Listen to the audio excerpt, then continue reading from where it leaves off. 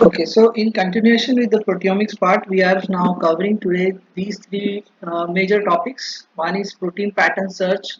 Last day we have seen how protein pattern search can be done, but we haven't learned how practically can be done. So today we'll cover that part. Then we'll go for the 2D gel electrophoresis, isoelectric point, molecular weight, and protein identification process. And in the third section, we'll go for the protein-protein interaction database. So these are the major topics that we will going to cover today. Okay. So as we all know, pattern search is very clear to us for the last lecture. We'll see directly an example of it.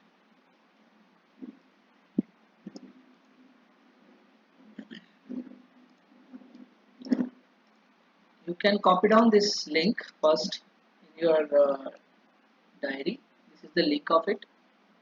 Okay.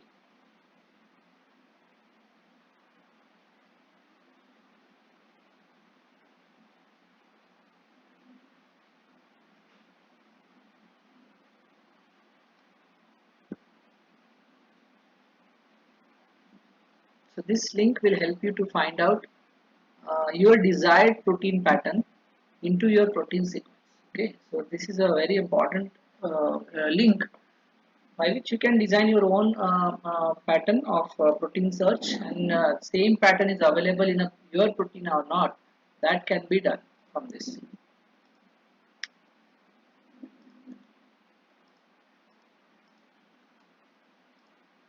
So this is the protein pattern finder actually. Now, what it can do, it can find the pattern available in your protein sequences. Along with that, it has a search pattern option. Search pattern option you can see here, and then it returns the number and the position of the sites that matches the pattern. So what is happening here? I would like to explain it to you. What you will do, you will use this software and you will give an input in the form of the protein sequence. Okay, in the form of the protein sequence. Once you give an input to this software in the form of protein sequence, next thing the software will ask you is for the pattern. Okay, so you can give your own design pattern for the search. Okay, for the search, so you can design your own pattern for the search, and then in the form of the result it will give you an output will be in the form of the position of the pattern in the protein sequence. Okay, and this is what is the output, and this is very important again. So here, to understand in detail, first we need to understand what are the different codes are there. Okay, to give a particular pattern. As you can see here, this is one of the pattern, but it is a complex pattern. As you cannot understand directly from this, so I will explain it to you that how this pattern can be designed. Okay, so first you have to click onto this one, and we'll see what are the different processes methods are there by which you can design a pattern. Okay, so they have given an examples of how you can design any pattern. So first pattern what is given like a simple GGAT pattern. Now what is this? It's a search pattern used by sequence manipulation suite, are not case sensitive. Means they are not case sensitive. They are not having any bracket and all. So the following is a simple search pattern. So this is a very simple search pattern, and that will find all the occurrences of the sequence fragment GG80 and like that. Means you have not given anything. You are just asking, okay, just help me to find out a protein like this. For example, if I say find out for me RRCF region. Okay, so here you have not given any particular pattern actually. You have just given up a string of a amino acid sequence and just submit it. So they will help you to find out at what position you are getting that particular region. As you can see here, it is showcasing a position at 498th position. Okay, and it is sorry, it is getting position at 75 and it is ending on a 78th position. Okay, 75 to 78 position is the region for RRCF amino acid sequence. So it's a very simple pattern. Then you can go for a complex patterns like this. Sequences containing residues that vary at a particular position and can be matched using square brackets. Okay. So for example, here as you can see G G A, and then in a bracket you have given T, then C, then A. What does this mean? That you want all those amino acid positions in which GGA is common. Then there will be either T or C or A, right? So it will produce you like this. Wherever in a protein sequence there will be GGAT, they will show. Wherever there will be GGAC, they will show. Wherever there is GGAA, they will show, because you have given them a bracket with this particular type of codon, sorry, amino acids. Okay, but this sequence will not gonna show you a sequence like that GGAG, because you have not given here G, hence you will not gonna see any G sequence. Okay, that's why this is a particular type of a protein sequence match. Then to represent a completely variable residue in a pattern, use the dot character. See, there is another character, there is another dot character. So what will happen if you put a dot? The following pattern will find all the occurrences of GCA. Okay, all the occurrences of GCA followed by any residue. So dot means any residue. Okay, and then followed by TTT means it should have GCA followed by any amino acid and then TTT. So if you wanted to find out such kind of a pattern, then you can give a such kind of a code. So keep in mind, dot means any amino acid in between the sequences which you have given as a pattern search. Okay, so as you can see here, GCA, this is common as like this. Then there is any amino acid and then TTT. But here you are not getting GCA, AATTT. AATTT means what? You are not getting two times common. It is only one. One dot means one amino acid. You will not gonna see two times repeating amino acids. Clear? Then to indicate the residue can be to indicate that a residue can be repeated one or more times. Okay, repeated one or more time in a sequences, use plus character. Plus character. Okay, what will happen now? For example, if you put this MVVR plus, so if you are given a plus symbol, what does this means? That following pattern will find all occurrences of MVV followed by one or more R residues. Followed by one or more R residues. See, for example, MVVR, it is there.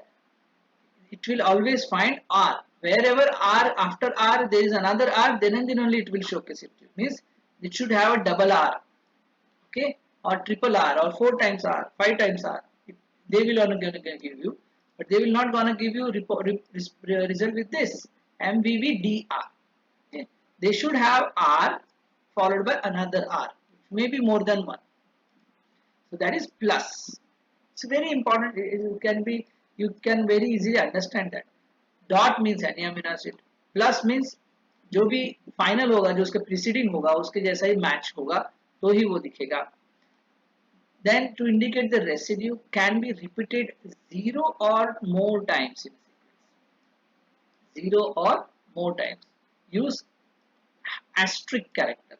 Now what will happen? If you give MDK, then asterisk and then L, what will happen? The following pattern will find all occurrences of MD followed by 0 or more K, okay, and then followed by an L. It should have like this, like M, D, L, but it should not have followed by 0 or more K, okay, but it will not gonna find you MDVL, okay, it will only find MDL like that. So likewise, there are scripts have been given.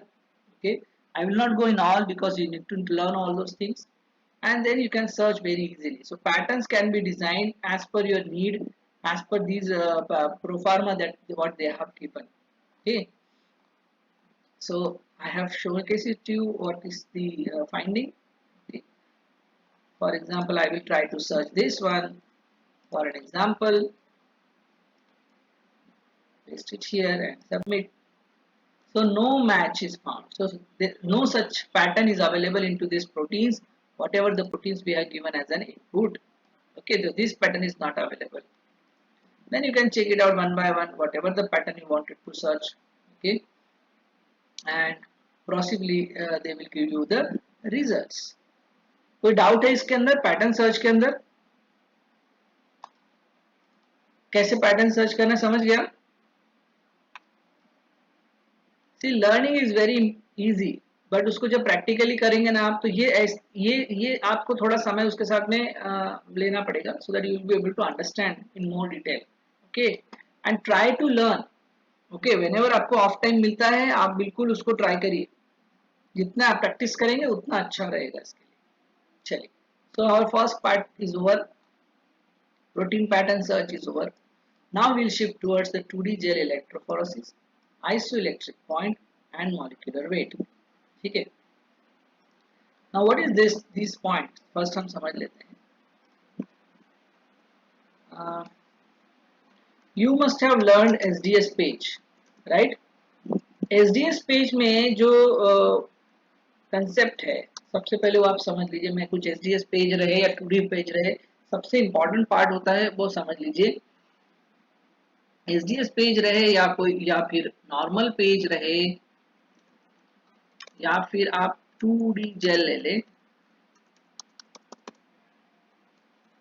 2D jail ले ले ये तीनों जो process है ये actually protein separation के लिए है these are all for the protein separation now जब भी हम प्रोटीन सेपरेशन की बात करते हैं we want the protein source okay we want the protein source so आपका प्रोटीन सोर्स कोई भी हो सकता है which can be a tissue which can be a water okay which can be a liquid okay कुछ भी हो सकता है इस तरह से और which can be a solid material likewise so there are so many sources of your protein sources okay so जब हम SDS पेज देख रहे हैं या 2D या फिर जेल देख रहे हैं पेज देख रहे हैं हमारा जो सोर्स होगा वो अलग अलग टाइप का हो सकता है या फिर सेल्स भी हो सकते हैं सेल्स माइक्रोब्स के हो सकते हैं या फिर प्लांट्स के हो सकते हैं या फिर एनिमल्स के भी हो सकते हैं इस तरह से आप किसी से भी आप प्रोटीन को सोर्स को आइसोलेट कर सकते हैं ठीक है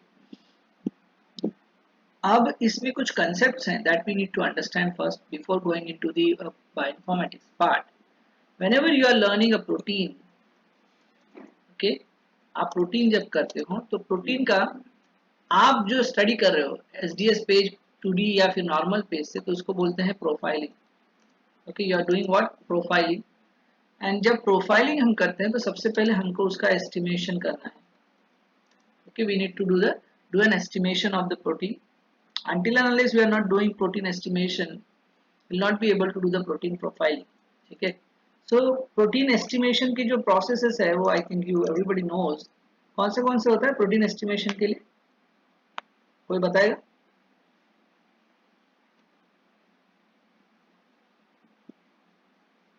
प्रोटीन एस्टिमेशन कौन से मेथड से करते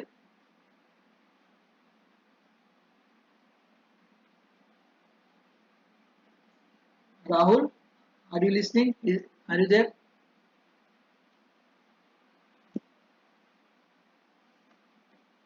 आवाज आ रहा है मेरा सबको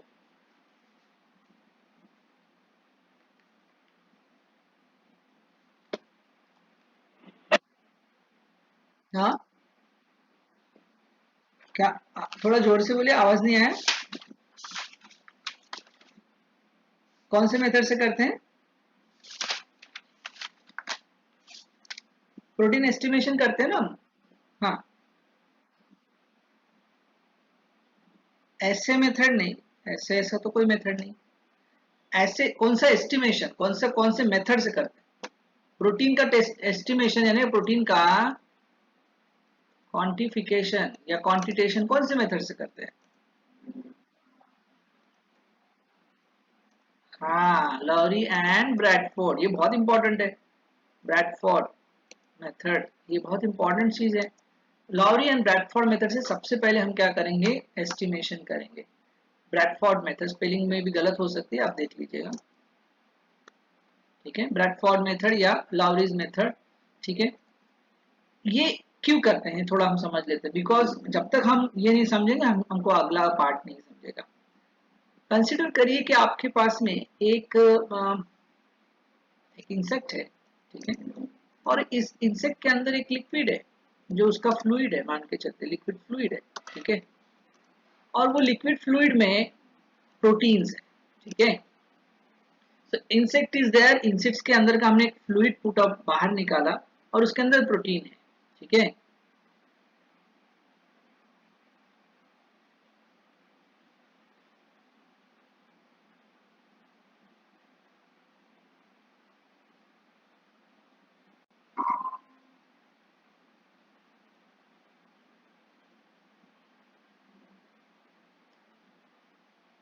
स्क्रीन दिख रही है क्या मेरी? I think there is a, दिख रहे हैं ना? कुछ नेटवर्क इशू हो गया था। ठीक है, so I have an insect with me, और उसका एक लिक्विड, उसके बॉडी के अंदर एक लिक्विड फ्लूइड है। एक्चुअली फ्लूइड लिक्विड ही होता है। फ्लूइड लिया हमने, और फ्लूइड है अल्टीमेटली उसका ब्लड पार्ट है, और उसका ब्लड पार्ट हमने निकाला और उसके अंदर हमको प्रोटीन एस्टिमेट करना है। सो अगर मेरे पास में दो टाइप के इंसेक्ट्स है। ठीक है, एक है जो 7th डे का है। ठीक है, और मेरे पास एक सेकंड इंसेक्ट है जो 28th डे का है, यानी 28th डे उसको अपनी लाइफ साइकिल से कंप्लीट हो गया है। तो मुझे कोई बताएगा कि इनके अंदर का जो प्रोटीन होगा, प्रोटीन कंटेंट, वो सेम होगा या डिफरेंट होगा? इंसेक्ट के अंदर जो फ्लूइड है उसका मुझे प्रोटीन एस्टिमेशन करना है, इसलिए मैंने दो इंसेक्ट्स लिए। एक है 7, इंक्रीज होगा यानी सेम नहीं रहेगा, राइट? सेम रहेगा क्या? क्वांटिफाई अगर मैं करता हूं तो इंक्रीज होगा, मैडम ने बोला कि इंक्रीज होगा। ठीक है, इंक्रीज हो सकता है या फिर डिक्रीज भी हो सकता है, वी डोंट नो। तो इसलिए हम उसको क्वांटिफाई करेंगे, क्वांटिफाई करेंगे। जब हम उसको क्वांटिफाई करने की कोशिश करते हैं तो क्वेश्चन है कि व्हाई आई एम क्वांटिफाइंग। ठीक है, व्हाई आई एम क्वांटिफाइंग, थोड़ा ये बहुत इंपॉर्टेंट पार्ट है, ये समझ लीजिए। See, what you have to do, you have to at the end of the experiment आपको उसका प्रोफाइलिंग करना है, राइट? प्रोफाइलिंग करना है।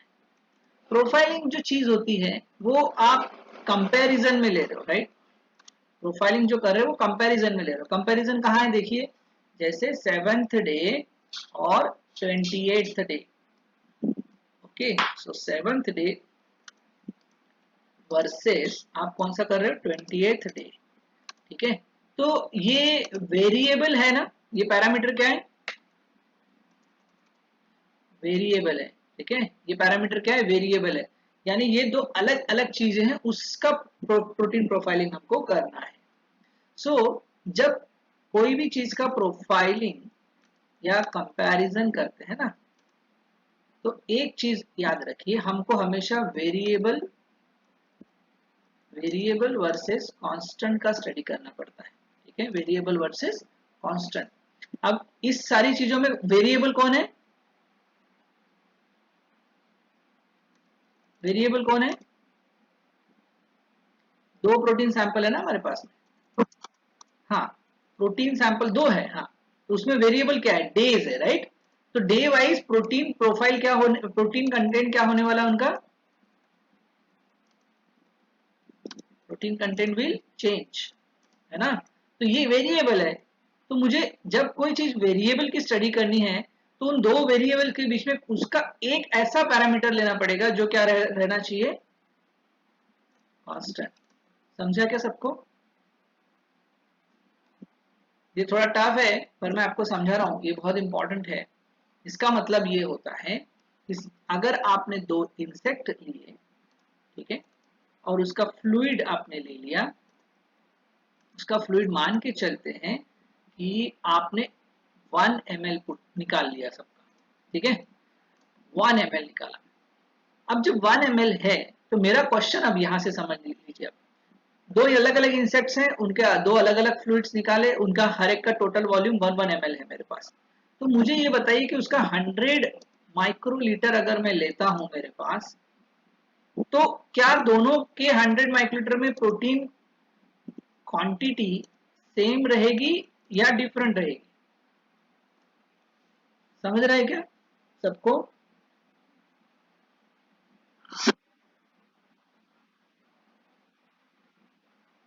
हाँ, तो हम बता नहीं सकते ना। हाँ, हाँ, हम जज तो नहीं कर सकते कि सेम होगा अलग होगा, कलर से भी बता नहीं सकते, है ना। इसका मतलब है कि सेम या डिफरेंट है, तो डेफिनेटली पॉसिबिलिटी यानी 100% पॉसिबिलिटी है कि क्या रहेगा, डिफरेंट। इवन एक फेज की भी ले लिया ना हमने, जैसे फॉर एग्जांपल सेकंड डे का अगर कोई इंसेक्ट ले लिया हमने, सेकंड डे उसका लाइफ साइकिल का सेकंड डे है, तो ऐसे सेकंड डे वाले दो इंसेक्ट्स भी ले लिए ना हमने, और उसका भी 100 माइक्रोलीटर उठाया, तो वो सेम नहीं रहता, सेम नहीं रहता, कभी भी सेम नहीं रहता। इसलिए हमको सबसे पहले क्या करना पड़ेगा, प्रोटीन एस्टिमेशन। सबसे पहले उसका प्रोटीन एस्टिमेशन करना पड़ेगा। क्यों करते हैं, क्वेश्चन है, why we are doing it. सबसे पहली बात, प्रोटीन एस्टिमेशन से हमको पता चलता है कि पर ml, पर ml what is the quantity of protein, ठीक है, हमको पता चलता है कि पर ml क्वांटिटी ऑफ प्रोटीन कितना है, ठीक है। उससे क्या पता, उससे क्या फायदा होगा, उससे ये फायदा होगा कि मान के चलते हैं कि पहला वाला इंसेक्ट का जो ml है, 1 ml, 1 ml है, उसके अंदर जो प्रोटीन है वो है 250 mg। कितना है, 250 mg, 250 मिलीग्राम। और मुझे सेकंड वाला इंसेक्ट जो है उसका भी मैंने 1 ml लिया, और उस 1 ml में मुझे मिला फॉर एग्जाम्पल 400 mg। समझ रहा है क्या, सबको समझ रहा है ना, सबको समझ रहा है, कोई डाउट है क्या इसके अंदर? दो सैंपल्स है अभी हमारे पास में प्रोटीन के, और दो प्रोटीन के सैंपल्स में एक में, दोनों का देखो, ये चीज कांस्टेंट दिख रही है आपको, ये कांस्टेंट है, और उसका प्रोटीन क्या है, वेरी कर रहा है।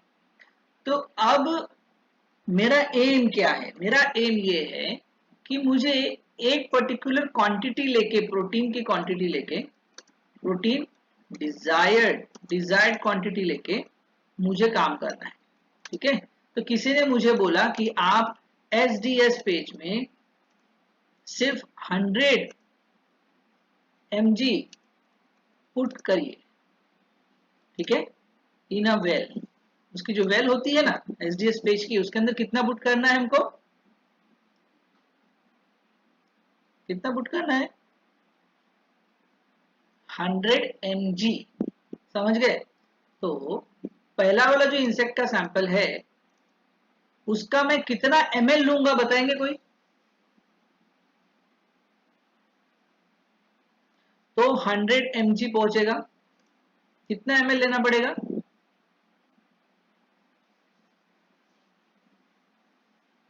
कैलकुलेट कर सकते हैं अगर आपको चाहिए तो।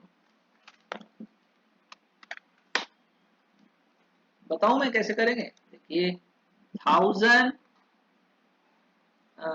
1000 माइक्रोलीटर में कितना है, 250 mg है अभी हाथ में, ठीक है, समझे। तो अभी मैं ये 250 mg को हाफ कर देता हूँ, हाफ करेंगे यानी लिक्विड का इतना हो जाएगा, लिक्विड कितना हो जाएगा, कितना माइक्रोलीटर,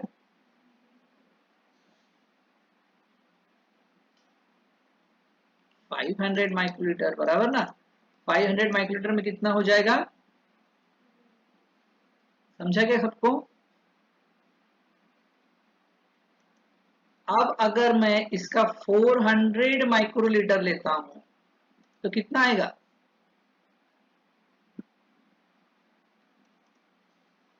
समझ रहा है क्या? अभी मैं इसका 100 माइक्रोलीटर ले रहा हूं तो कितना एमजी आएगा? देखिए ना, ये रिलेशन देखिए, हर 100 माइक्रोलीटर यानी 25 एमजी, है ना? 200 माइक्रोलीटर यानी 50 एमजी, 300 माइक्रोलीटर यानी 75 एमजी, तो 400 माइक्रोलीटर यानी कितना एमजी? कितना एमजी हो गया? हाँ, 100 एमजी हो गया ना। तो इससे हमको ये पता चलेगा इंसेक्ट वन का जो फ्लूइड लेना है हमको, इंसेक्ट के फ्लूइड वो कितना लेना है हमको? कितना माइक्रोलीटर? कितना माइक्रोलीटर लेना है? 400, राइट। अब मुझे ये सेकंड वाले का बताइए, सेकंड वाले का कितना लेंगे तो 100 एमजी होगा, कितना माइक्रोलीटर लेना पड़ेगा? सिंपल है ना, ये वाले से देखो, 400 एमजी है 1 ml में, तो 100 एमजी कितने ml में, कितना माइक्रोलीटर में रहेगा? अरे वेरी सिंपल है, ऐसा मत करो। चलो समझा देता हूँ। 1000 माइक्रोलीटर यानी 1 ml, उसके अंदर कितना एमजी है? 400 एमजी। इसका आधा कर दो, 500 माइक्रोलीटर में कितना है? 200 एमजी। अब बताइए कितना आएगा?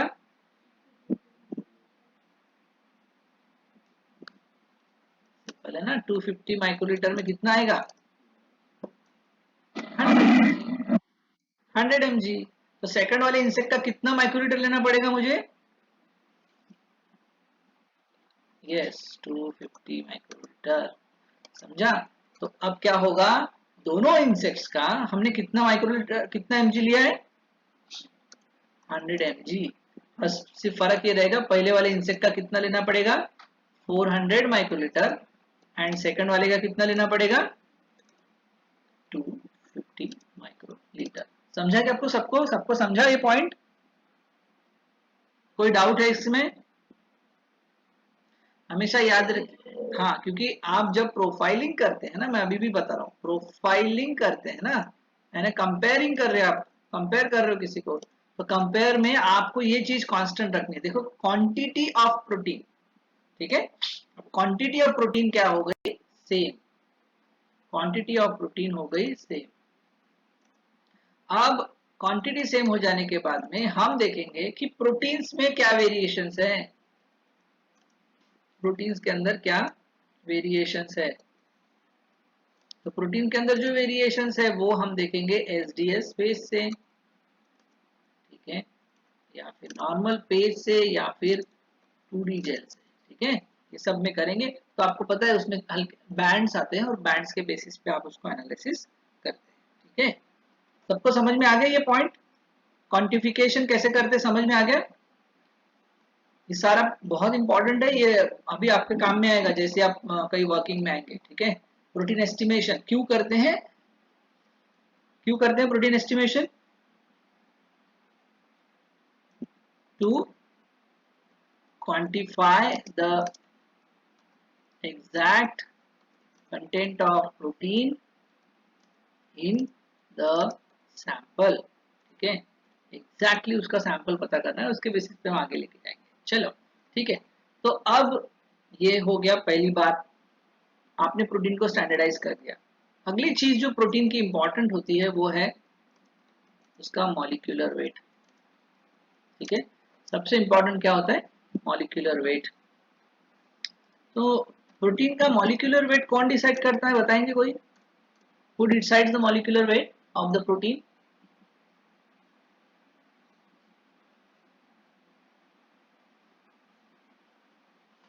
उसके अमीनो एसिड्स, ठीक है, इट्स अमीनो एसिड्स। उसके जो अमीनो एसिड्स होते हैं वो उसका मॉलिक्यूलर वेट डिसाइड करते हैं। हर एक अमीनो एसिड का एक पर्टिकुलर मॉलिक्यूलर वेट है। जो भी स्ट्रिंग या जो भी पॉलीपेप्टाइड चेन आपको मिलेगी उसके बेसिस पे आप आराम से उसका मॉलिक्यूलर वेट पता कर सकते हो। तो आपको जरूरी नहीं है कि आपको रियल प्रोटीन के साथ काम करना है।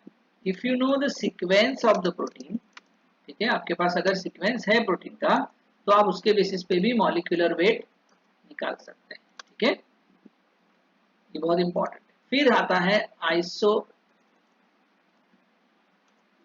Electric point. ठीक है, आइसो इलेक्ट्रिक पॉइंट।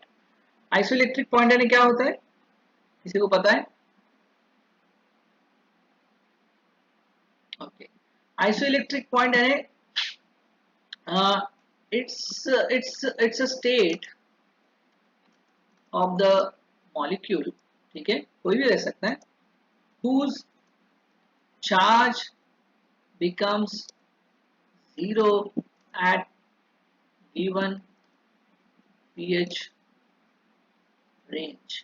ठीक है, आइसोइलेक्ट्रिक पॉइंट क्या है? इट्स स्टेट, एक्चुअली एक कंडीशन है जहाँ पे उस किसी भी मॉलिक्यूल का उसके बॉडी के ऊपर का चार्ज क्या हो जाता है?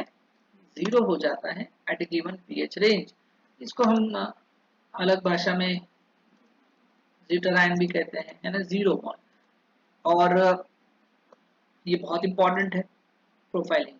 तभी हमने दो चीजें पढ़ी, एक है मॉलिक्यूलर वेट और दूसरा है आइसो इलेक्ट्रिक पॉइंट। अब ये दो चीजें पढ़ने के बाद में इसका क्या इंपॉर्टेंस है प्रोटीन में, थोड़ा समझ लीजिए। एसडीएस पेज ले लीजिए, एसडीएस पेज या फिर नॉर्मल पेज, कोई भी आप ले लीजिए। इसके अंदर जो माइग्रेशन है प्रोटीन का, ठीक है, माइग्रेशन ऑफ प्रोटीन, वो कौन से बेसिस पे होता है बताएंगे कोई? प्रोटीन का माइग्रेशन कौन से बेसिस पे होता है?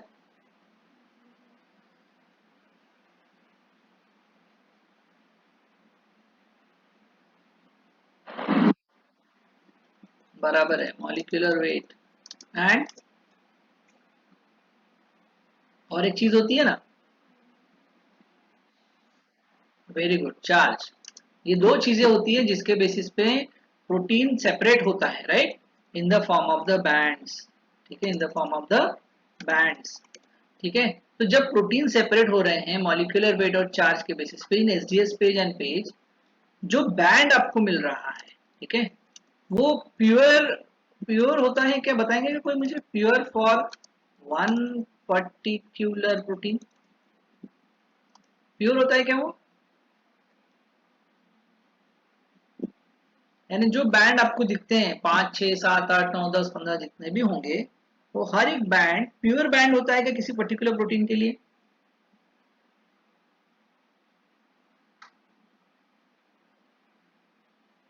नहीं, इट रिमेन्स इम्प्योर। हमेशा याद रखिए, यानी उसमें क्या रहेंगे? Sets of protein. कभी भी याद रखिए, वो बैंड प्योर नहीं रहता, उसके अंदर मिक्सचर होता है, सेट्स ऑफ प्रोटीन। ऐसा क्यों होता है? इसका आंसर होता है कि सेम मॉलिक्यूलर वेट और चार्ज वाले प्रोटीन्स होते हैं आपके बॉडी के अंदर। ठीक है, सेम मॉलिक्यूलर वेट और चार्ज वाले प्रोटीन्स, ठीक है, अलग अलग, सेम नहीं है, अलग अलग, और उनका मॉलिक्यूलर वेट और चार्ज क्या रहता है? सेम रहता है। इसलिए you will always see the they are acquiring a same band. ठीक है, इसलिए हमेशा याद रखिए, एसडीएस पेज रहे या पेज रहे, जितने भी बैंड्स आपको मिल रहे हैं वो प्योर प्रोटीन्स के नहीं रहते, उसके अंदर मिक्सचर ऑफ प्रोटीन्स होते हैं, यानी एक से ज्यादा प्रोटीन उसके अंदर रह सकता है। ठीक है, अब ये जो है ये एक्चुअली प्रॉब्लम है। ये क्या है? प्रॉब्लम है, क्योंकि अगर मैं ऐसा कर रहा हूँ, ठीक है, ऐसा कर रहा हूँ तो मुझे सिर्फ एक चीज मिल रही है कि उसके अंदर मुझे variation variation in banding pattern मिलेगा बस। ठीक है, वेरिएशन इन बैंडिंग पैटर्न। ठीक है, अगर मैं किसी का कोई ट्रीटमेंट देता हूं तो बेंडिंग पैटर्न वेरिएशन आएगा, पर मुझे ये नहीं पता चलेगा कि कौन से प्रोटीन कम हुए ज्यादा हुए, क्योंकि हमेशा क्या हो रहा है बैंड जो है वो मिक्सचर है, तो मिक्सचर के अंदर का एक आधा प्रोटीन कम भी हो गया तो भी वो बैंड गायब हो जाएगा क्या वहां से? नहीं, क्योंकि बाकी प्रोटीन्स तो है वहां पे। इसलिए आपको वहां पे वो डोमिनेंट मार्कर नहीं है। क्या नहीं है? बैंड, ये कभी भी कौन नहीं है? डोमिनेंट मार्कर नहीं है। यानी अगर एक सिचुएशन में अगर मैंने कोई ट्रीटमेंट दे दी उसी इंसेक्ट को, तो वो प्रोटीन वहां से गायब भी हो जाएगा ना, तो वो मुझे दिखेगा नहीं इतनी आसानी से। तो अगर वो सेम मॉलिक्यूलर वेट का है तो, क्योंकि दूसरा मॉलिक्यूलर वेट वाला प्रोटीन भी उसी जगह बैंड फॉर्म करता है। इसलिए एसडीएस पेज जो है ये ओवरऑल रफ रफ प्रोसेस है, ठीक है, रफ प्रोसेस। इसको और प्रिसाइज करने के लिए फिर लोगों ने ये सोचा कि एसडीएस पेज और पेज से शिफ्ट होके हम चले जाते हैं 2D जेल इलेक्ट्रोफोरेसिस, ठीक है। ये बहुत इंपॉर्टेंट है। 2D जेल इलेक्ट्रोफोरेसिस जो है ये ज्यादा सेंसिटिव मेथड है, ज्यादा सेंसिटिव मेथड है, ठीक है। क्यों? क्योंकि ये 2 डायमेंशनल है, ठीक है। हमारा जो एसडीएस पेज होता है वो 1 डायमेंशनल है, यानी जो प्रोसेस ऑफ रनिंग है वो एक ही डायरेक्शन से, यानी टॉप टू बॉटम चलती है ना। माइग्रेशन क्या होता है, मॉलिक्यूल ऊपर से नीचे माइग्रेट होते जाते हैं। पर 2D जेल इलेक्ट्रोफोरेसिस में करते क्या है, थोड़ा समझ लीजिए, ठीक है। सबसे पहले क्या करते हैं, उसमें एक जेल बना लेते हैं। वो जेल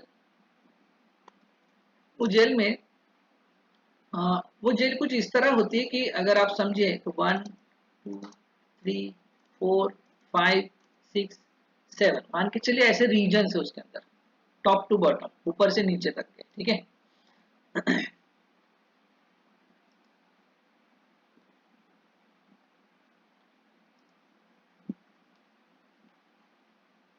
दिखा देता हूँ।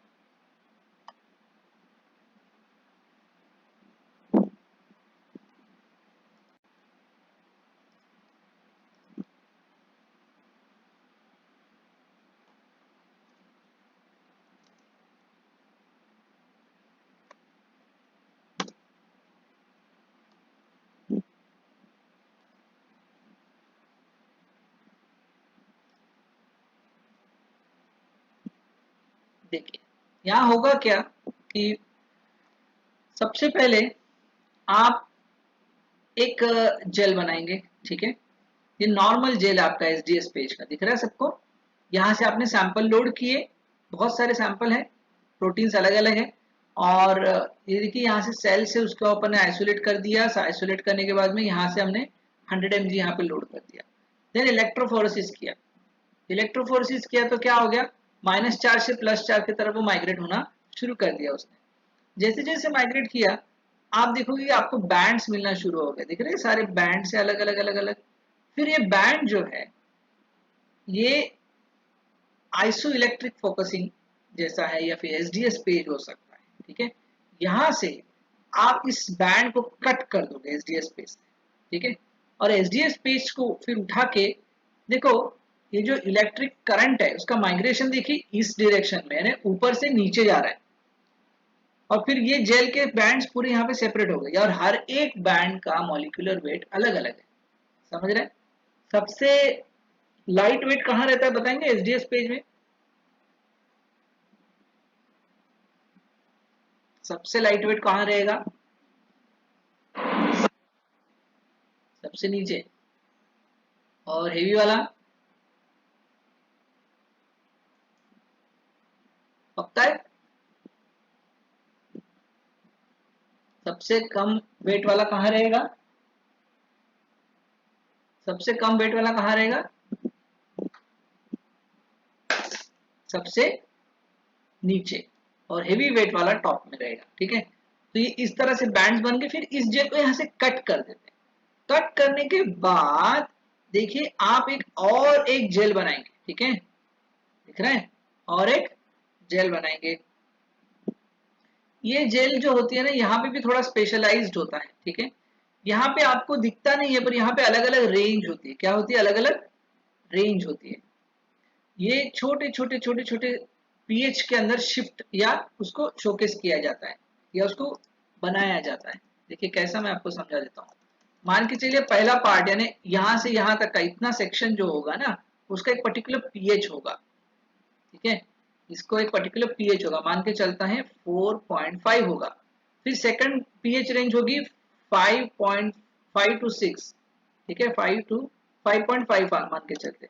फिर होगा 6.5 तक, यानी ऑब्वियसली आप समझ जा रहे हैं ना, आगे आगे वो बढ़ते जा रहा है, और फिर हो गया 7.5। ठीक है, तो ये पीएच की रेंज है, यानी इसके अंदर जितना भी जेल दिखता है आपको, इसका पहले पोर्शन में 4.5 पीएच है, सेकंड पोर्शन में 5.5 है, यानी ये पूरा, फिर यहाँ 6.5, 7.5, इस तरह से उसका अलग अलग पीएच का रेंज उसके अंदर बनाया जाता है। और फिर ये जो आपकी बैंड है, ये इसके ऊपर यहाँ पे रख के इसको माइग्रेशन में डाल देते हैं। ठीक है, जब ये माइग्रेट होंगे तो अब डायरेक्शन देखिए फिर से ऊपर से नीचे है, तो पहला ऐसा होगा, ये भी वैसे ही है। माइग्रेट होंगे तो धीरे धीरे ये सारे प्रोटीन जेल के अंदर आना शुरू कर देंगे, इधर से इधर माइग्रेट हो जाएंगे, क्योंकि डायरेक्शन इधर है इलेक्ट्रिक करंट का। जैसे जैसे वो माइग्रेट करेंगे, every protein now will experience a different pH. मैंने आपको ऑलरेडी समझाया, देखो हर एक एरिया में एक अलग अलग पीएच है। तो क्या होगा, यहाँ पे सबसे पहली बात है कि प्रोटीन अपने मॉलिक्यूलर वेट के बेसिस पे तो सेपरेट होंगे ही होंगे, ठीक है, पर साथ ही साथ में वो आइसो इलेक्ट्रिक पॉइंट यानी जीरो चार्ज के बेसिस पे भी सेपरेट होंगे। जो प्रोटीन अपने पर्टिकुलर एरिया में जीरो चार्ज अक्वायर करेगा, वो वहां जाके रुक जाएगा, क्योंकि अगर उसके बॉडी के ऊपर जीरो चार्ज है, ठीक है, यानी उसका निगेटिव चार्ज क्या हो गया, हट गया है, तो वो पॉजिटिव चार्ज की तरफ माइग्रेट ही नहीं करेगा, तो माइग्रेट नहीं करेगा तो यही रुक जाएगा। ठीक है, सो इस तरह से हर एक प्रोटीन एक्चुअली अब यहाँ पे क्या हो जाएगा, सेपरेट हो जाएगा। एसडीएस पेज में ऐसा नहीं हो रहा था। एसडीएस पेज में क्या हो रहा था, proteins are getting separated based on their molecular weight only, पर यहाँ क्या हो रहा है, not only the molecular weight but also based on the zero charge. Zero charge जहां हो जाएगा वहां जाके वो रुक जाएगा। अब हो सकता है कि एक ही मॉलिक्यूलर वेट के दो प्रोटीन्स है, जिसका जीरो चार्ज पहले वाले का 4.5 पे है, तो सेकंड वाले का 5.5 पे है, तो वो क्या करेगा, जो 4.4 वाला है वो 4.4 के पीएच रेंज में जाके रुक जाएगा, और सेकंड वाला 5.5 में जाके रुक जाएगा। ठीक है, इस तरह से इसको करा जाता है 2D जेल इलेक्ट्रोफोरेसिस। इसमें क्या होता है, हर एक स्पॉट, इसमें देखिए इसमें बोलते हैं बैंड, और 2D जेल में बोलते हैं हर एक स्पॉट एक यूनिक प्रोटीन है, और इसको कहा जाता है प्रोटीन प्रोफाइल। ये रियल प्रोटीन प्रोफाइल है। ठीक है, ये समझ लीजिए। तो एक बार वो यहाँ पे अपनी पोजीशन कर ली उन्होंने, तो ये यहाँ पे जेल पे आपको कुछ दिखेगा नहीं स्टार्टिंग में। ठीक है, स्टार्टिंग में बिल्कुल भी आपको कुछ दिखेगा नहीं, यहाँ पे एकदम व्हाइट येलो येलो व्हाइट आपका जेल रहेगा। फिर आप इसको क्या करेंगे, आप इसको वेस्टर्न ब्लॉट करेंगे, समझता है ना, प्रोटीन है तो वेस्टर्न ब्लॉट करेंगे, और वेस्टर्न ब्लॉट पे आने के बाद में आप इसका एस्टिमेशन करेंगे। ठीक है, तो ये प्रैक्टिकली अगर आपको देखना है, करना है, समझना है, तो उसके लिए एक वेबसाइट है जिसका नाम है, आप इसका नाम लिख लीजिए, इसका नाम आप लिख लीजिए अपने पास में, 2D जेल इलेक्ट्रोफोरेसिस डेटाबेस है ये, इसका वेबसाइट नेम आप लिख लीजिए अपने पास।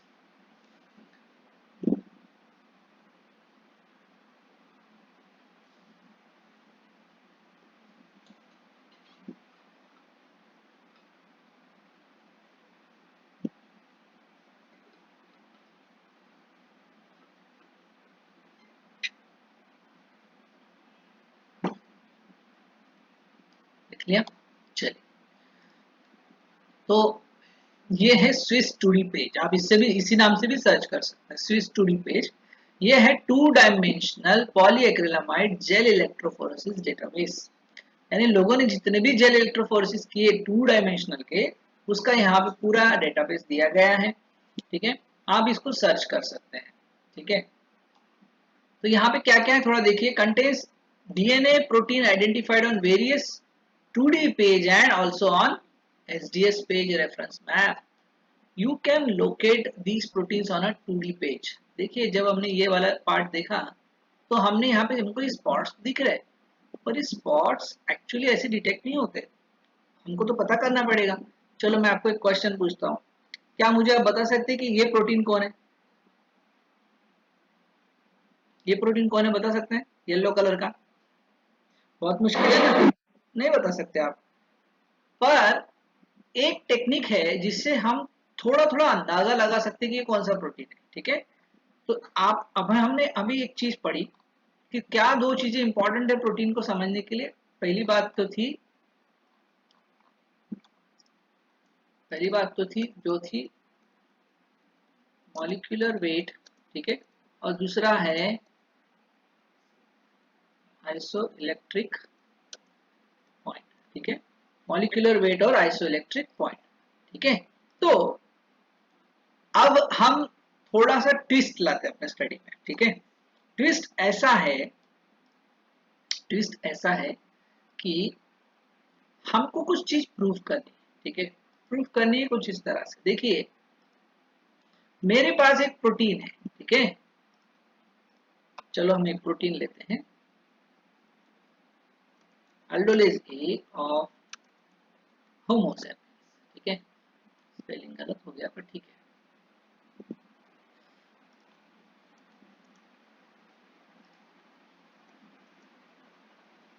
अल्डोलेज ए ऑफ होमो सैपियंस, ये प्रोटीन मेरा फास्टा में मैंने ले लिया। अब यहां से क्वेश्चन की शुरुआत करते हैं। मेरे पास एक प्रोटीन है, ठीक है, जिसका नाम है अल्डोलेज ए, ठीक है। So I have this sequence of aldolase A, और ये अल्डोलेज ए का सीक्वेंस का मुझे 2 डायमेंशनल जेल स्पॉट ढूंढना है। समझा क्या? सबको समझ रहे हैं? आपको क्या करना है? 2 डायमेंशनल जेल स्पॉट ढूंढना है। हम ये कंसिडर करके चलते हैं कि हमने खुद टू डायमेंशनल जेल रन की, ठीक है, जो अभी हमारे पास है नहीं, पर हम डेटाबेस से उठा लेंगे, ठीक है, और 2 डायमेंशनल जेल रन की, ठीक है। तो 2 डायमेंशनल जेल रन करना इतना आसान तो बिल्कुल भी नहीं है। सबसे पहले आपको क्या करना पड़ेगा बताइए?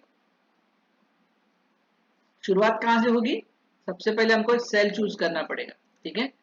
जब हम सेल की सिलेक्शन कर रहे हैं, हमको कौन सा प्रोटीन चाहिए? अल्डोलेज ए ऑफ होमोसैपियन।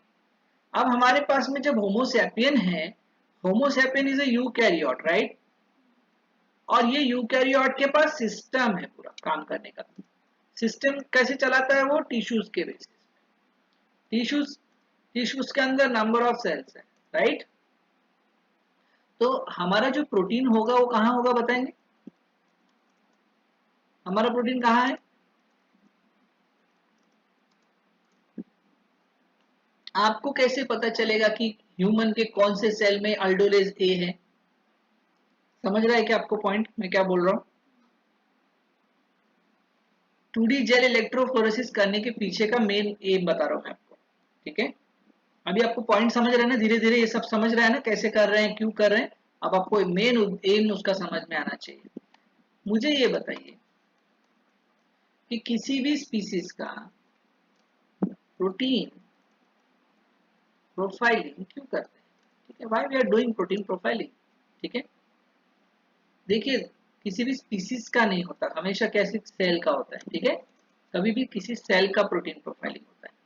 अगर आपका सेल प्रोकैरियोटिक है, ठीक है, तो ये फिर होल होल ऑर्गेनिज्म का हो गया, राइट। पर अगर आपका सेल यूकैरियोटिक हो गया तो ये होल होल सिस्टम का होगा क्या?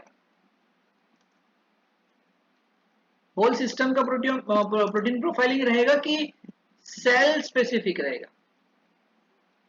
क्या रहेगा बताइए? अगर मैं यूकैरियोटिक ले रहा हूं तो सेल स्पेसिफिक रहेगा कि नहीं रहेगा? हाँ, क्यों? क्योंकि हमारे बॉडी के अंदर अलग अलग टाइप के सेल्स हैं। तो जब सेल्स अलग अलग है, सेल्स आर डिफरेंट, तो प्रोटीन प्रोटीन एक्सप्रेशन क्या रहेगा? सेम और डिफरेंट? डिफरेंट रहेंगे। प्रोटीन एक्सप्रेशन डिफरेंट डिफरेंट रहेंगे। इसका मतलब है कि जिस समय आप सेल को निकालोगे उस समय उसके बॉडी के अंदर जो भी प्रोटीन्स होंगे वही आपको दिखेंगे, और इसीलिए इसको कहा जाता है प्रोटीन प्रोफाइलिंग, ठीक है। जो प्रोटीन्स आपके बॉडी के अंदर है, ठीक है। तो हमारा मेन एम क्या था, यहां से हम शुरुआत कर रहे हैं। तो क्वेश्चन है कि मुझे अल्डोलेज ए निकालना है, तो मैं कौन सी सेल लूंगा बॉडी की बताइए? ह्यूमन सेल की कौन सी सेल लूंगा, कौन सी सेल लेनी चाहिए मुझे, सबसे बड़ा क्वेश्चन है ना, क्योंकि हमारे बॉडी के अंदर में बहुत अलग अलग टाइप के सेल्स हैं, ठीक है। हमने ये भी देखा था कि उसका एक्सप्रेशन अलग अलग होता है। किसी को याद होगा तो अल्डोलेज एक कौन से इसमें सबसे ज्यादा एक्सप्रेस होता है, कौन से सेल में, कौन सा, कौन से सेल में, if I am not wrong मुझे याद है जहां तक कि हार्ट के अंदर था, है ना, हार्ट के सेल्स के अंदर में बहुत ज्यादा एक्सप्रेस होता है अल्डोलेज ए। तो मान के चलते कि मैंने हार्ट के सेल्स ले लिए, मसल सेल्स है एक्चुअली, है ना, तो मसल सेल्स ले लिए, उसके अंदर से मैंने अल्डोलेज ए मुझे ढूंढना है, अल्डोलेज ए, ठीक है। सो अल्डोलेज ए ढूंढना है, यानी वो एक्सप्रेस हो रहा है कि नहीं ये चेक करना है, ठीक है। अल्डोलेज ए इज शोइंग एक्सप्रेशन और नॉट, इसीलिए 2D जेल इलेक्ट्रोफोरेसिस कर रहे हैं। अगर मुझे अल्डोलेज अल्डोलेज ए नहीं मिला तो मुझे स्पॉट नहीं मिलेगा इसके अंदर, ठीक है, इसके अंदर 2D जेल के अंदर, समझ रहे हैं। पर अगर अल्डोलेज ए प्रेजेंट है, ठीक है, अल्डोलेज प्रेजेंट है तो मुझे क्या मिलना चाहिए, स्पॉट, राइट। अगर हाँ स्पॉट मुझे मिल रहा है तो फिर मुझे क्या करना पड़ेगा, उसको डिटेक्ट, ठीक है, और डिटेक्ट करने के बाद ही मैं कंफर्म कर पाऊंगा कि हाँ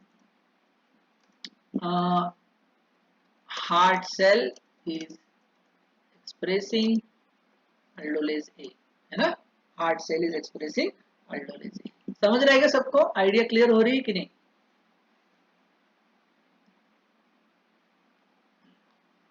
चलिए, तो क्या क्या पॉइंट्स है, सबसे पहले मुझे जब 2D जेल रन करनी पड़ेगी तो मुझे पूरे प्रोटीन्स निकालने पड़ेंगे, proteins, proteins of which cell, कौन से सेल के,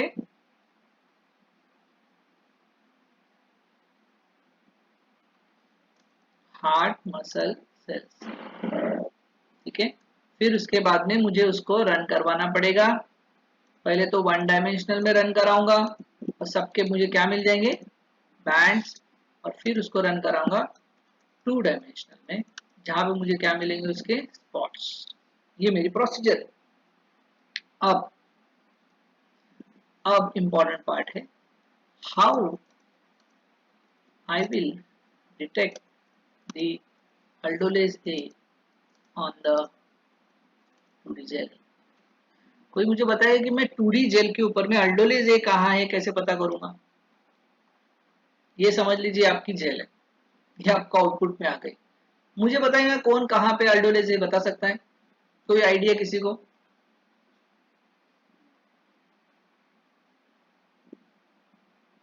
नहीं बता सकते, मुश्किल है, नहीं बता सकते, अरे हमको नहीं सब पता सर, कैसे कौन से स्पॉट अल्डोलेज ए के लिए है। तो अब इसके लिए एक स्ट्रेटेजी है, ये ढूंढ सकते हैं, ठीक है, स्ट्रेटेजी है उसके लिए। स्ट्रेटेजी क्या है, सबसे पहली स्ट्रेटेजी ये होती है कि आप जिस भी प्रोटीन का आइडेंटिफिकेशन या लोकेशन ढूंढने की कोशिश करें 2D इलेक्ट्रोफोरेसिस पे, तो आपको सबसे पहली बार उस प्रोटीन का, जो भी प्रोटीन है उसका मॉलिक्यूलर वेट पता रहना चाहिए। क्या पता रहना चाहिए, मॉलिक्यूलर वेट। तो आपका ये अल्डोलेज ए प्रोटीन है, देखो यहाँ पे इसका हमारे पास अमीनो एसिड सीक्वेंस भी है। तो सबसे पहले आपको अपने प्रोटीन का मॉलिक्यूलर वेट पता करना पड़ेगा। मैंने तभी आपको बताया मॉलिक्यूलर वेट किसके ऊपर डिपेंड करता है, किसके, वेरी गुड, अमीनो एसिड, हाँ अमीनो एसिड सीक्वेंस के ऊपर डिपेंड करता है। हमारे पास है ना अमीनो एसिड सीक्वेंस, दिख रहा है ना, है मेरे पास। तो मैं इसको कॉपी करता हूँ और इसके बेसिस पे मॉलिक्यूलर वेट निकालता हूँ। कैसे निकालते हैं मैं आपको बताता हूँ।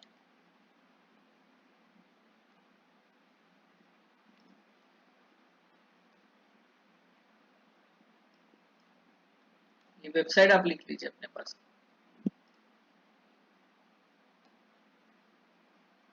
ये वेबसाइट है जिसके बेसिस पे आप उसका मॉलिक्यूलर वेट निकाल सकते हो, ठीक है। S M S that to protein, ये कॉमन है, देखिए S M S that to protein underscore mw.html निकाल कर लीजिए, ठीक है। तो ये वेबसाइट से आप उसका मॉलिक्यूलर वेट निकाल सकते हैं। तो क्या करना है, आपको उसका मॉलिक्यूलर वेट पता करना है। तो सबसे पहले उसको फास्टा फॉर्मेट में इसमें पुट कर दीजिए, ठीक है। इसको कॉपी कर लीजिए एक बार और यहाँ पेस्ट कर दीजिए। पेस्ट करने के बाद में यहाँ पे और एक ऑप्शन है, आपको अगर आपके प्रोटीन सीक्वेंस के साथ में और कुछ ऐड करना है एक्स्ट्रा, क्योंकि ये सारी चीजें भी मॉलिक्यूलर वेट में ऐड होती है, ठीक है। ये थोड़ा हाई लेवल है आपके लिए, पर जैसे देखिए जीएसटी सीमिक सीक्वेंसेस है, एयूवी बी टैग सीक्वेंसेस है, ये अगर आपको ऐड करने हैं तो आप ऐड कर सकते हैं, अगर आपको नहीं करना है तो छोड़ दीजिए और सबमिट। तो क्या मॉलिक्यूलर वेट आया, कितना? हाँ 39.34 किलो डाल्टन। हमेशा याद रखिए प्रोटीन को मॉलिक्यूलर वेट में किलो डाल्टन में रिप्रेजेंट करते हैं, ठीक है, किलो डाल्टन में, यानी 39,000 डाल्टन है ना, किलो है ना ये, किलो 39,000 डाल्टन, 39,000 डाल्टन का प्रोटीन है ये। पहली चीज हमको पता चली। तो फिर हमको सेकंड चीज पता करनी है, सेकंड चीज है उसकी आइसो इलेक्ट्रिक पॉइंट, ठीक है। क्या पता करना है हमको, उसका आइसो इलेक्ट्रिक पॉइंट। अगर आपके पास ये दो चीजें हैं तो आप उसको लोकेट कर सकते हैं, ठीक है। किसके ऊपर, 2D जेल के ऊपर। तो मॉलिक्यूलर वेट हो गया, अब आइसो इलेक्ट्रिक पॉइंट।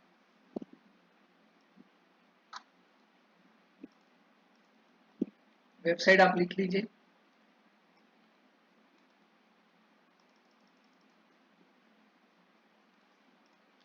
सेम है यहाँ तक के, सिर्फ डैश प्रोटीन अंडरस्कोर आईईपी लिखना है, ठीक है। यहाँ से उसका प्रोटीन आइसोइलेक्ट्रिक पॉइंट निकाल लेंगे। आइसोइलेक्ट्रिक पॉइंट के लिए हम फिर से सीक्वेंस को पेस्ट कर देंगे यहाँ पे।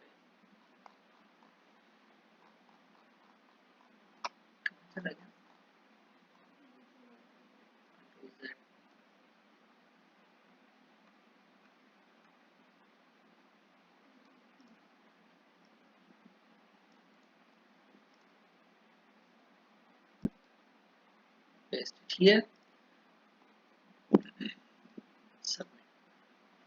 क्या आया आइसोइलेक्ट्रिक पॉइंट, 8.27। सो अब आपको ये पता चल गया कि आपके अल्डोलेज ए के लिए उसका जो मॉलिक्यूलर वेट है वो है 39.34 किलो डाल्टन और उसका आइसोइलेक्ट्रिक पॉइंट है 8.27। अब हमेशा याद रखिए, आपका जो जेल होता है ना, ये जेल, ये जेल के अंदर में कुछ डिटेल्स ऑलरेडी हमारे पास होती है, ठीक है। क्या डिटेल्स होती है, यहाँ पे एक साइड जो होती है ना, जैसे यहाँ से यहाँ तक है, तो ये उसका आइसोइलेक्ट्रिक पॉइंट होता है और इधर से मॉलिक्यूलर वेट होता है। मैं आपको समझा देता हूँ करके एक बार, ठीक है। जैसे अब जैसे ये वाला है ना, इसको हम एक्सेशन नंबर ले लेते हैं, इसका CAA ये है ना, ये वाला, इसको क्लियरली लेके देखते हैं एक्सेशन नंबर से। और देखिए यहाँ पे सर्च बाय एक्सेशन नंबर है,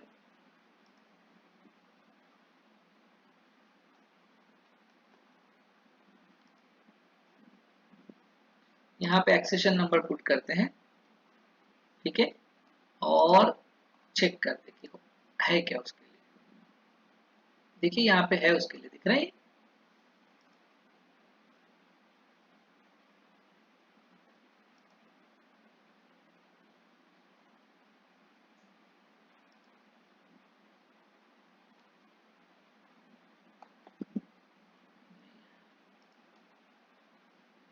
protein does not exist in current release, इसके अंदर है नहीं उसका, ठीक है। बैठ जाते हैं,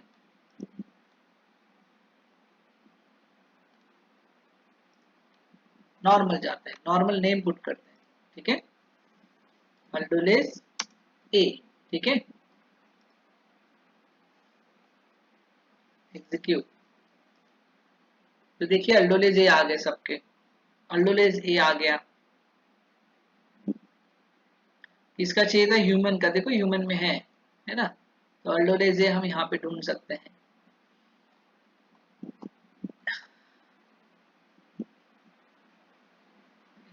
इसके ऊपर एक्सेशन नंबर, यहाँ आने के बाद में आपको नीचे में ये क्या है, जितने भी लोगों ने अपना 2 डायमेंशनल जेल इलेक्ट्रोफोरेसिस किया है वो यहाँ सबमिट किया है। जैसे हमारे देखा था ना, जीन सबमिट कर रहे थे हम, प्रोटीन सबमिट कर रहे थे एनसीबीआई में, सेम उसी तरह लोगों ने इसमें अपना 2 डायमेंशनल जेल इलेक्ट्रोफोरेसिस सबमिट किया हुआ है।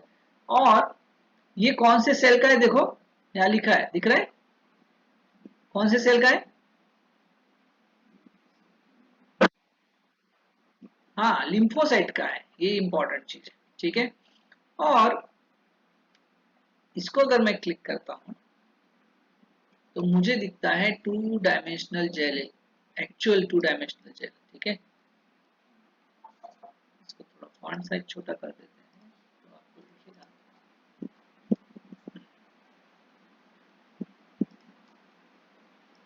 तो ये आपका रियल 2 डायमेंशनल जेल इलेक्ट्रोफोरेसिस है, ठीक है। आपको ये स्पॉट्स दिख रहे हैं, इसको मैं थोड़ा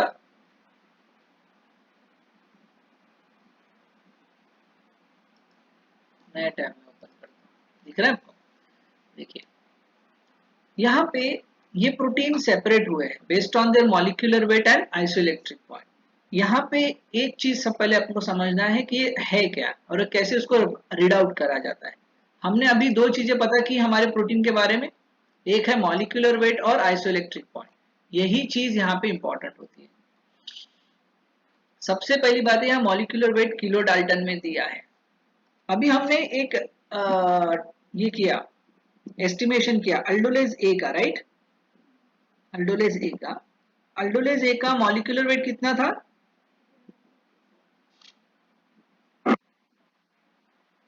हाँ, 39.34 किलो डाल्टन। और आइसोइलेक्ट्रिक पॉइंट कितना है? 8 पॉइंट कितना था? 8.27, बराबर। तो 39.34 किलो डाल्टन प्रोटीन है और 8.27 जो है उसका मॉलिक्यूलर वेट है। तो मुझे ये बताइए कि वो एग्जैक्टली स्पॉट कहाँ करेगा। तो उसकी प्रोसीजर क्या रहेगी, देखिए ये 30 है और ये कितना है, 50 है। तो इसका सेंटर पॉइंट क्या होगा, 40, है ना। उसके थोड़ा नीचे कहीं तो भी यहाँ पे क्या होगा, 39। तो ये मेरा स्पॉट है यहाँ पे 39 का। फिर अगला क्या है, उसका मॉलिक्यूलर वेट 8। ये देखिए यहाँ पे सॉरी पीएच, आइसोइलेक्ट्रिक पॉइंट का पीएच देखो, ये पीएच अलग अलग है, देखो यहाँ इतने रेंज में सारा 4.5 का पीएच है, फिर 5 का पीएच है, फिर 5.5 का पीएच है, 6 का पीएच है। हर एक सेक्शन में अलग अलग पीएच है। तो मेरा जो आइसोइलेक्ट्रिक पॉइंट आने वाला है अल्डोलेस का वो कितना है, 8.27, यानी इस लाइन में आएगा वो, बराबर। यानी यहाँ कहीं तो भी स्पॉट होना चाहिए, राइट। इतने जगह पे मेरा क्या मिलेगा, मुझे क्या मिलना चाहिए, कौन मिलेगा? हाँ, अल्डोलेज यहाँ होना चाहिए। यानी मुझे बाकी एरिया से कोई लेना देना नहीं है, मेरा मेरा पूरा कंसर्न कितना रहेगा, इसी पार्ट से रहेगा, ठीक है। इस तरह से आप उसको लोकलाइज कर सकते हो। पर अभी भी आपने उसको ढूंढा नहीं है, मिला क्या आपको, वो नहीं मिला। अब वो ढूंढने के लिए भी तरीका होता है, मैंने आपको ऑलरेडी समझाया है। ये जेल को आप वेस्टर्न ब्लॉट करके पेपर पे ला लोगे, है ना। तो पेपर पे है आपके पास, मैंने वो स्टेबल हो गया, फिक्स हो गया। अब आप क्या करोगे, अब आप तरीका लगाओगे ढूंढने का। प्रोटीन्स को इस जेल के ऊपर डिटेक्ट करने के लिए बहुत सारे तरीके हैं, ठीक है, बहुत सारे तरीके। सबसे पहला तरीका जो है वो है पेप्टाइड मास फिंगरप्रिंटिंग। ये दिख रहा है आपको, यहाँ पे लिखा हुआ है, मैंने आपको बताया था ऑलरेडी वैसे। तो सबसे पहला तरीका कौन सा है, पेप्टाइड मास फिंगरप्रिंटिंग। पेप्टाइड मास फिंगरप्रिंटिंग यानी क्या, मान के चलिए कि मुझे इस प्रोटीन में इंटरेस्ट है, ये छोटा सा डॉट दिख रहा है ना यहाँ पे, इस छोटे डॉट में मुझे इंटरेस्ट है। तो मैं क्या करूंगा, वेस्टर्न ब्लॉट से इतना स्पॉट काट दूंगा, निकाल लूंगा बाहर उसको। बाहर निकालने के बाद में मैं उसको बाय यूजिंग क्या बोलते हैं, क्रोमेटोग्राफी टेक्निक और मेम्ब्रेन फिल्ट्रेशन से, जितने भी टेक्निक्स है उससे उसको प्यूरिफाई करूंगा। प्यूरिफाई करने के बाद में क्या करूंगा, उसका पेप्टाइड मास फिंगरप्रिंटिंग करूंगा। यानी उसकी सीक्वेंसिंग करूंगा एक प्रकार से, ठीक है, पेप्टाइड मास फिंगरप्रिंटिंग, और वो मैच करेगा किसी ना किसी स्टैंडर्ड अमीनो एसिड सीक्वेंस के साथ में, और फिर मैं उसको बोलूंगा कि हाँ ये वो पर्टिकुलर प्रोटीन है। या फिर मैं दूसरा प्रोसेस अप्लाई करूंगा जिसको बोलते हैं टैंडम मास स्पेक्ट्रोस्कोपी, या फिर मैं अमीनो एसिड कॉम्पोजिशन यानी उसका सीक्वेंसिंग करूंगा, या फिर उसकी माइक्रो सीक्वेंसिंग करूंगा, या फिर जेल मैचिंग भी कर सकते हैं। जेल मैचिंग यानी क्या, एक के ऊपर एक ओवरलैप कर देंगे, एक लिम्फोसाइट ले लिया होमोसैपियन का और एक समझ लो लीवर सेल ले लिया, और दोनों का एक के ऊपर एक पुटअप करेंगे, और समझ लो लिम्फोसाइट में मैंने बहुत सारे प्रोटीन आइडेंटिफाई कर लिए हैं, और वैसे ही प्रोटीन मुझे लीवर के ऊपर में मिल रहे हैं, तो मैं उनको बोलूंगा कि हाँ ये उनसे मैच करे, शायद ये यही हो गए। या फिर मैं इम्यूनोब्लॉटिंग करूंगा यानी एलाइजा करूंगा, यहाँ से एक छोटा सेक्शन निकालूंगा और उसका एंटीजन एंटीबॉडी टेस्ट करूंगा जो मैंने सिखाया। इस तरह से आप आराम से उनको डिटेक्ट कर सकते हैं, ठीक है। देखिए यहाँ पे इस तरह से ढूंढते हैं वो, देखिए दिख रहे हैं अभी आपको, ये जितने भी रेड और क्रॉस दिख रहे हैं ना, ये सारे प्रोटीन आइडेंटिफाइड, उन्होंने 2D पे ढूंढ के निकाला है कि ये वो प्रोटीन है। देखिए मैं इसके ऊपर लिखता हूँ तो उसका पहला इंफॉर्मेशन मिल रहा है, थोड़ा ऊपर ले लेता हूँ, इसको मैं क्लिक करता हूँ तो उसकी इंफॉर्मेशन आ जाएगी, जो प्रोटीन है उसका पूरा मैप आपको आ जाएगा।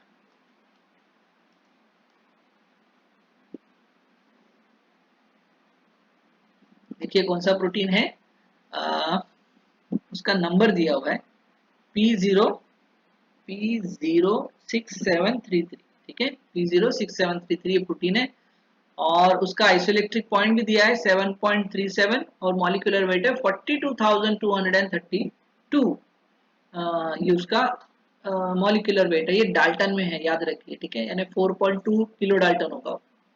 और आइडेंटिफाई कौन सी मेथड से किया है, पेप्टाइड मास प्रिंटर फिंगरप्रिंटिंग, देखिए उसके नीचे लिखा हुआ है, मैं हटा नहीं सकता, आपको देखना पड़ेगा वो, ठीक है। पेप्टाइड मास फिंगरप्रिंटिंग से किया है और उसके बेसिस पे उसको डिटेक्ट किया है कि हाँ ये प्रोटीन जो है P06733 है। देखते हैं कौन है P06733।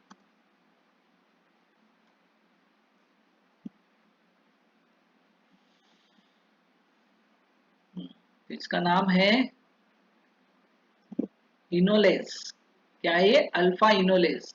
उस जगह जो मिल रहा है प्रोटीन उसका नाम है अल्फा इनोलेस, तो वो अल्फा इनोलेस प्रोटीन है जो आपको यहाँ पे दिख रहा था, ये अल्फा इनोलेस प्रोटीन है, ठीक है। इस तरह से आप 2D जेल इलेक्ट्रोफोरेसिस का इस्तेमाल करके बहुत सारी प्रोटीन्स को आइडेंटिफाई कर सकते हो कि एक्सप्रेस हो रहा है या नहीं हो रहा है। क्लियर है, किसी को कुछ डाउट है इसके अंदर?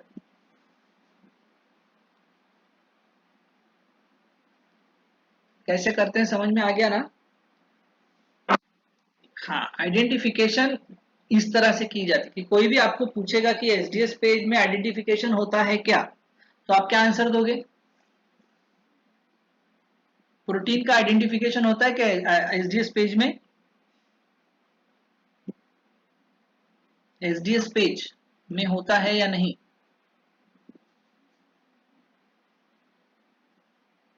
आसिफ,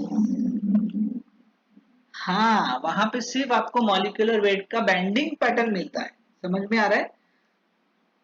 एसडीएस पेज में आइडेंटिफाई नहीं होता, बट आप एसडीएस पेज को आगे लेके जा सकते हो आइडेंटिफिकेशन तक, है ना।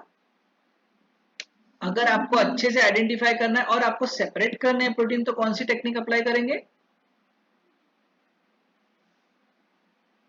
कौन सी मेथड,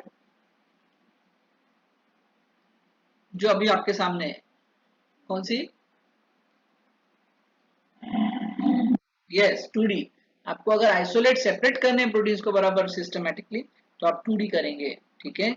और ये डोमिनेंट मार्कर है, कौन है, डोमिनेंट मार्कर है, यानी आपका अगर प्रोटीन एक्सप्रेस हो रहा होगा तो यहाँ पे बैंड जरूर दिखेगा उसका, अगर वो एक्सप्रेस नहीं हो रहा है तो बैंड नहीं दिखेगा, इसलिए ये डोमिनेंट मार्कर है प्रोटीन में का, ठीक है। चलिए ये पॉइंट हमको समझ में आ गया। सो अब हमने क्या क्या चीज देख ली,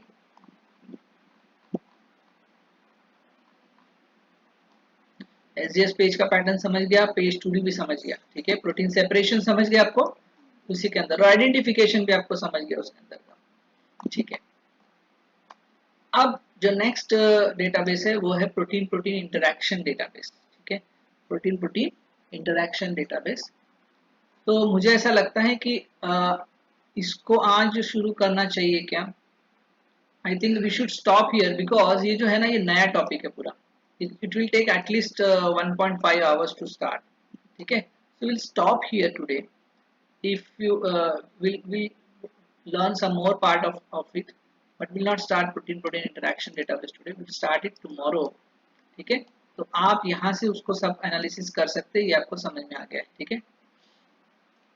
then what else left with us, ये तो आप आराम से कर सकते हैं।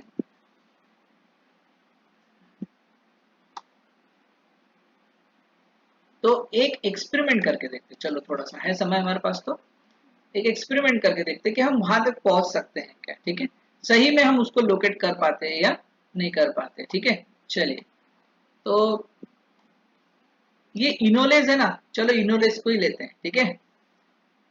अब ये इनोलेज मुझे काऊ का लेना है, ठीक है। चलो, तो इनोलेज ऑफ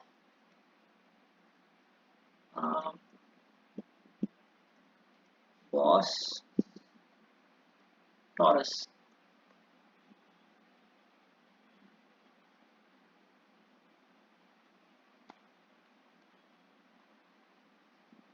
नहीं आया,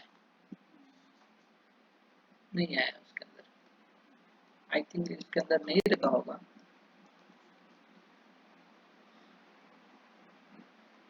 अल्कोहल डिहाइड्रोजिनेस का लेते हैं, अल्कोहल डिहाइड्रोजिनेस, दिख रहा है, टीपीए अल्कोहल डिहाइड्रोजिनेस, ये प्रोटीन है। अब मुझे इसका आइसोइलेक्ट्रिक पॉइंट और मॉलिक्यूलर वेट पता करना है, और फिर वहां से कहा लेके जाना है 2D जेल इलेक्ट्रोफोरेसिस। क्या करूं मैं, बताएंगे अभी एक एक जना क्या कर सकते हैं। सबसे पहले मुझे इसका मॉलिक्यूलर वेट पता करना है, क्या करूं,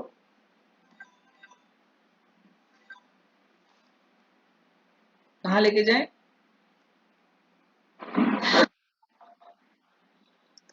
हाँ यहाँ लेके आएंगे, बराबर है, रीसेट और पेस्ट कर दीजिए, ठीक है, पेस्ट कर दिया, सबमिट। कितना मॉलिक्यूलर वेट है, हाँ 36.62 किलो डाल्टन। अब अगला पार्ट क्या है, क्या डिटेक्ट करना है हमको उसका,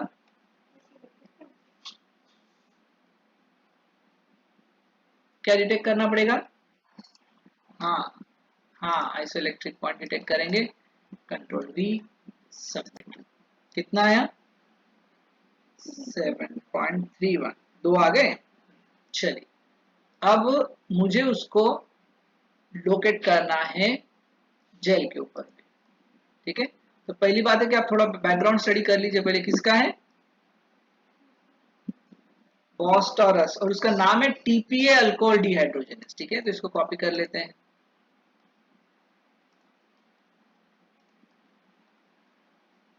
सबसे पहले इसमें बॉस्टोरस है क्या देख लीजिए एक बार, है ना, बाहर देखना पड़ेगा।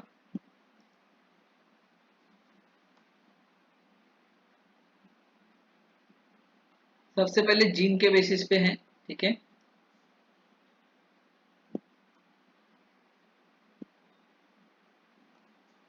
नाम पुट करना पड़ेगा, टीपीए अल्कोहल डिहाइड्रोजिनेस, और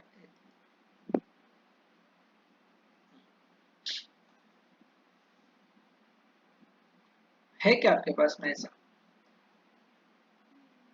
नहीं, अल्कोहल डिहाइड्रोजिनेज है, ईस्ट का है, ह्यूमन का है, इकोलाई का है, माउस का है, बॉस टॉरस का आपको कहीं यहाँ पे नहीं दिख रहा है ना।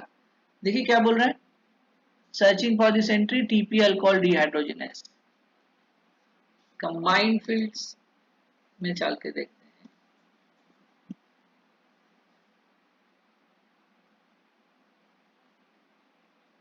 कंबाइंड फील्ड्स में नहीं आएगा वो, ऑथर नेम्स, सेशन नंबर, देखिए तो हर एक प्रोटीन का एंट्री आपको मिलेगा ऐसा जरूरी इसमें बिल्कुल भी नहीं है। क्लियर? ये एक चीज ध्यान में रखिए इसमें, कभी भी एक ही वही प्रोटीन आपको मिल ही जाएगा ऐसा जरूरी नहीं होता, क्योंकि ये जितने भी बैंड डिटेक्ट किए हैं, जिन जिन ऑर्गेनिजम्स के डिटेक्ट किए उसी का इम्पोर्टेंट एंट्री इसमें अवेलेबल है। ठीक है, तो ये एनसीबीआई के प्रोटीन डेटाबेस जैसा नहीं है कि हर प्रोटीन की आपको इन्फॉर्मेशन मिल ही रही है। ठीक है, क्योंकि ये डिराइव्ड या फिर हाई रेंज डेटा है, तो इसमें पॉसिबिलिटी है कि आपको हर एक प्रोटीन की इन्फॉर्मेशन नहीं मिलेगी। ठीक है, तो चलिए अब दूसरा प्रोटीन लेके देखते हैं, लाइज।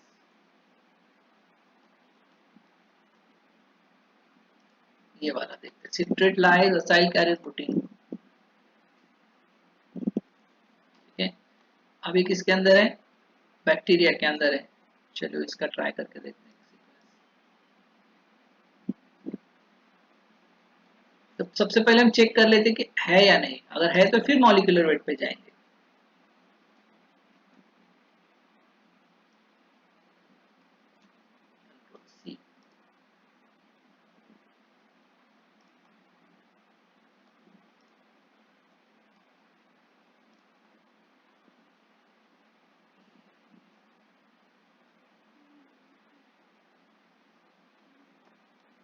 ह्यूमन के अंदर मिल रहा है। ठीक है, बट हमको तो बैक्टीरिया का चाहिए। ठीक है, citrate lies acyl carrier protein, ऐसा वर्ड यहाँ पे कहीं पे भी मैच नहीं कर रहा है। देखो मैच नहीं कर रहा है, कुछ और ही एंट्रीज वो दे रहा है। ठीक है, इसका मतलब है कि ये भी प्रोटीन हमारे पास में नहीं है। तो ये इससे इन्फ्रेंस निकलता है कि सारे प्रोटीन्स की इंफॉर्मेशन यहाँ नहीं होती। आपको लिस्ट में जाके भी चेक कर सकते हैं कि कौन से प्रोटीन्स आपके पास में हैं। देखिए यहाँ पे एक ऑप्शन है लिस्ट, प्रोटीन लिस्ट। अब यहाँ पे आप ऑर्गेनिज्म को चूज कर सकते हैं। इन्हीं सॉरी इन्हीं ऑर्गेनिजम्स का आपके पास में 2D जेल इलेक्ट्रोफोरेसिस दिख रहा है आपको, ये सब। और ये सेल्स के टाइप है, देखिए लीवर किडनी एंड ऑल। इसमें कहीं भी बैक्टीरिया का आपको इंफॉर्मेशन सिर्फ इकोलाई का छोड़ दिया जाए तो किसी का और का नहीं है। ठीक है, यहाँ देखते हैं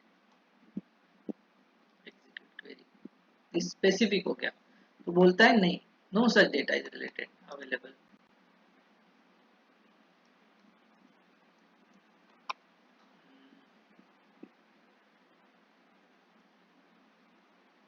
बर्मीज ढूंढते हैं, no such data is available. Right, so okay, इससे आइडिया तो हो गया कि हमारे पास में एग्जैक्ट सर्च करने के लिए बहुत ज़्यादा उसके अंदर डेटा अवेलेबल नहीं है, पर जो भी है वो आपको एक अच्छी इंफॉर्मेशन दे सकता है। ठीक है, चलिए with this we will stop here, will meet tomorrow. और कल हम देखेंगे प्रोटीन प्रोटीन इंटरैक्शन डेटाबेस और मेटाबॉलिक पाथवे डेटाबेस भी हम देखेंगे कल। ठीक है, चलिए कोई डाउट है इसमें तो मुझे पूछ सकते हैं।